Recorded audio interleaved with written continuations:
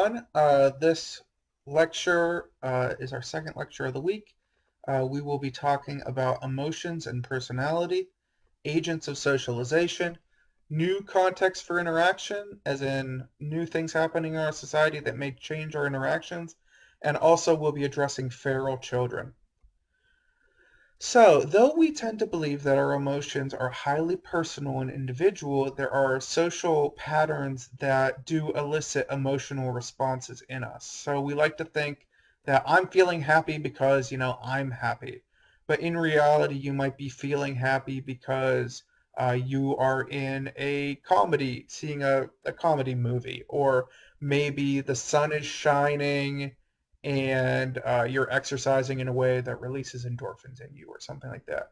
Or you might be sad because you are either in or very close to a funeral home, that sort of thing. Emotion work refers to the process of evoking, suppressing, or managing feelings to create a public display of emotion.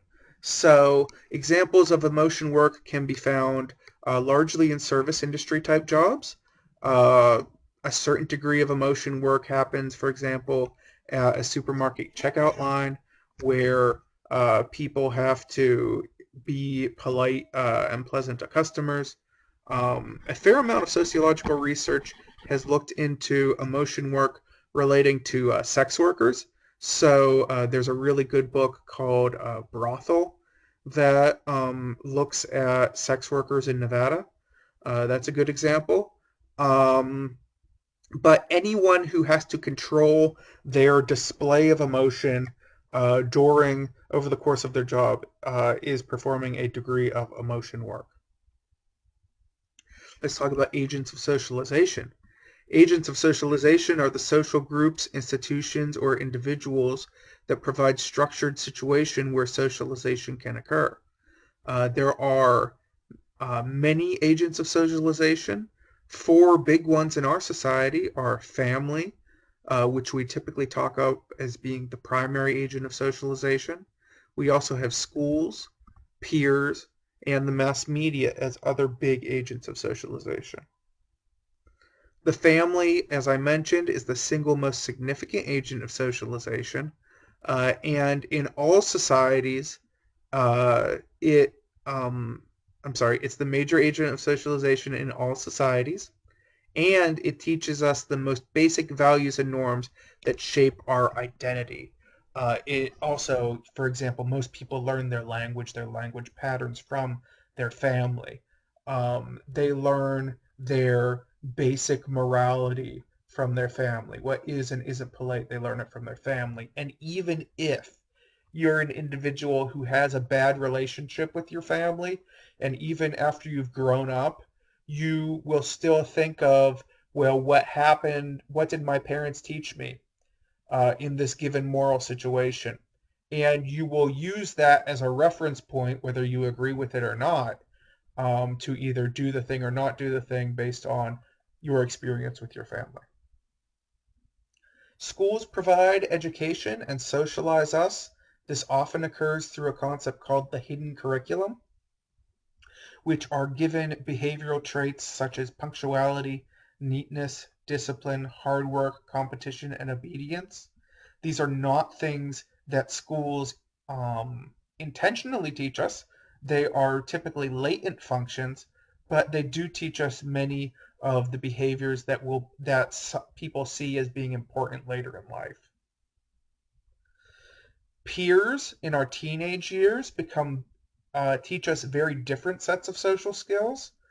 During adolescence, our peers become very close to, if not our primary socializing agent during that time.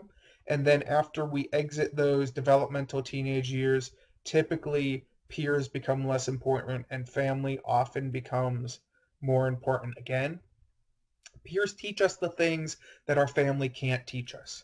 So peers might teach us how to say swear in a grammatical way, right? So you're not using swear words in, what would be a noun using it as an adjective, that sort of thing. So you sound cool or tough or whatever, right? Our peers often teach us how to uh, use certain altering chemicals, for example, alcohol or marijuana, right? These are not things our mothers usually teach us. Who is and who isn't attractive, those sorts of things. These are the more salacious lessons that our peers teach us that our parents usually don't. The media has also become an agent of socialization, and media often overrides the family and other institutions by instilling its own values and norms. So, classical examples of this include television and the movies, by conveying new ideas to children that parents might not necessarily like.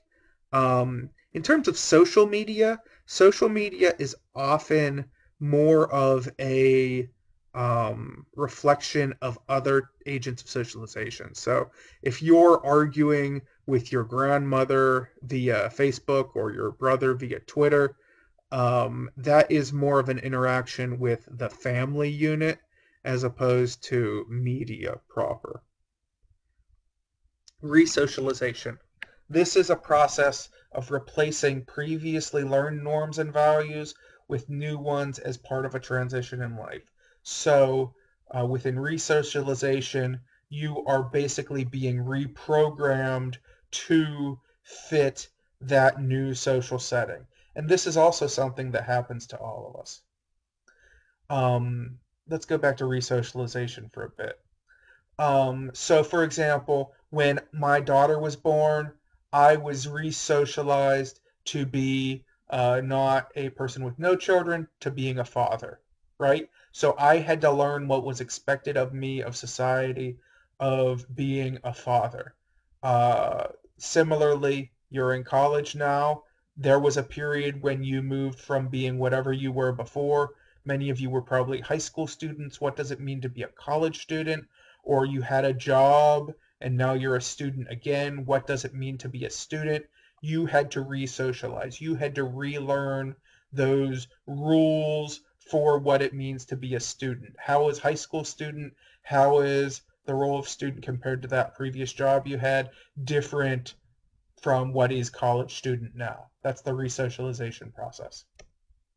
A dramatic form of resocialization takes place in total institutions. A total institution is an institution that cuts individuals off from the rest of society, and also um, it cuts the person off from the rest of society so that that person can be absolutely controlled by the institution. So, for example, um, a cults will often do this, where they cut the individual off from their friends and their family members, and forbid them from seeing them. They do that so that they can absolutely control the individual. In a more benign setting, um, the military does this, especially during the boot camp phase, right? The military restricts the person's ability to communicate with the outside world, to write home, to communicate via phone, because the military is trying to reshape that individual into somebody that they can use in military operations. Prisons are total institutions. The prison will give the prisoner a serial number, which will now be that prisoner's name. It will give the prisoner a new set of clothes, and teach the prisoner what rules to follow as part of being the prisoner. Here are examples. As I mentioned, the military. On your right, you see people who are members of the cult known as the Moonies. That It was a cult. You can look it up. The Moonies. I'm not gonna bore you with that information, even though it's relatively interesting. So let's talk about those new contexts for interactions. Sociologists are interested in interactions that occur in copresence. So when individuals are in one another's presence, that's something that sociologists are interested in a big way. And in terms of the way technology changes us, what does it mean to be in co-presence with someone when you're not physically when you're not physically in that same space. So when you're communicating with someone who is very far away from you, what does that mean, right? What does it mean for the social interaction? I am sitting in my house. It's raining outside, in Ohio. You are listening to this somewhere in somewhere else, right? Where I am is very different from where you are. And while this is a one-way communication, you're taking that in a different sort of way. What does that mean? Uh, Big questions, right? This is something that we study as sociologists. Postmodern theorists claim that the role of technology in interaction is one of the primary features of our postmodern society. So, what does that, um, what does the way I'm communicating with you, how does that change from how someone might have learned 50 years ago, 100 years ago, right? How does that make our society different? Um, these are questions we would deal with, right? So one major way is that we are exposed to so many more sources to help us shape our sense of self. So, for example, children, adolescents that are developing now are exposed to so many new concepts that those of us that grew up prior to the internet era, or me, for example, right in the very adolescence, the beginning of the internet era, um, the experience is different. Uh, yeah, in so many ways. I would waste time to go into all the ways. But this is a way in which new technology can be good for children. It can help them develop their sense of self faster, as long as parents are involved, as with all things, right? You don't want your kids seeing some of the nastier things on the internet, but you also don't want them seeing certain things on TV too. Uh, I'm personally of the belief that technology isn't necessarily a good thing, but it's a neutral thing. It's not necessarily a bad thing either. So, and this is, let me just take a peek 1 second. Okay. This is part of um, our bit on studying feral children, and we'll be discussing this in our discussion boards.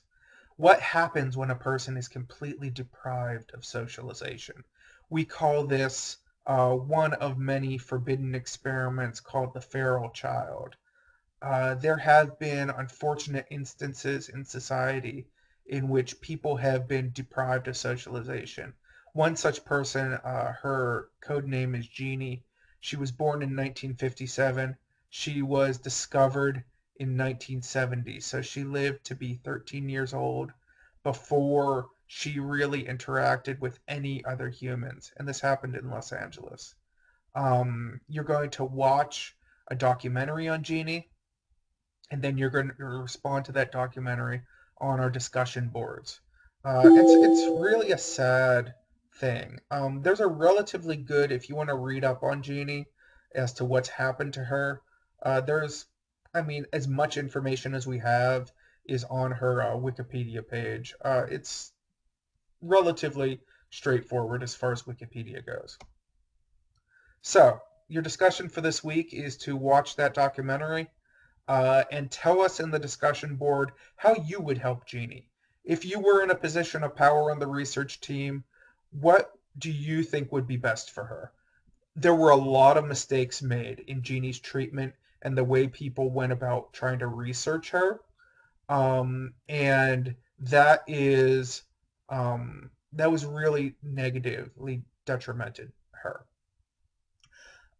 You do not have an essay this week. This is part of the same typo that I made last week. This is a vocab review week, and that vocab review is due by the end of the week.